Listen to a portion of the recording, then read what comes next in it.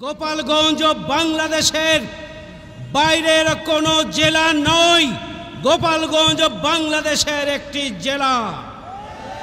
আওয়ামী লীগকে মনে রাখতে হবে, যুবলীগ ছাত্রলীগকে মনে রাখতে হবে।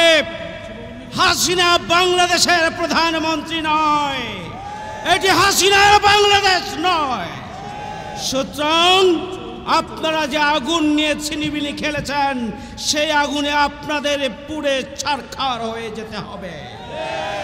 আমরা সরকারের কাছে দাবি জানিয়েছি, অবিলম্বে খুনি সন্ত্রাসীদেরকে গ্রেপ্তার করে আইনের আওতায় আনতে হবে।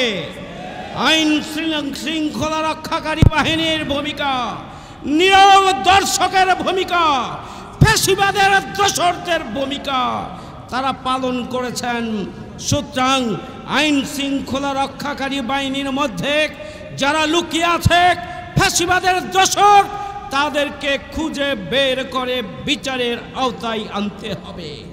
সংগ্রামী ভাইয়ের আমার, নতুন বাংলাদেশ বিনির্মাণে বাংলাদেশ জামাত ইসলামী 7 দফা দাবি আদায়ের লক্ষ্যে 19 জুলাই যে জাতীয় সমাবেশের আহ্বান করেছে, সেই আহ্বানকে, সেই সমাবেশকে সফল করার জন্য নিজ নিজ অবস্থান থেকে সজাগ এবং সচেতনভাবেই আমরা গোটা বাংলাদেশ থেকে উপস্থিত হয়ে আগামী দিনে বাংলাদেশ নিয়ে, বাংলাদেশের গণতন্ত্র নিয়ে, 18 কোটি মানুষের অধিকার নিয়ে, আগামী জাতীয় সংসদ নির্বাচন নিয়ে যে চক্রান্ত এবং ষড়যন্ত্র আছে তার দাঁত ভাঙ্গা জবাব দেওয়ার জন্য আমরা 19 জুলাইয়ের ঐতিহাসিক জাতীয় সমাবেশকে মহাসমুদ্রে পরিণত করব আমরা ইনশাআল্লাহ।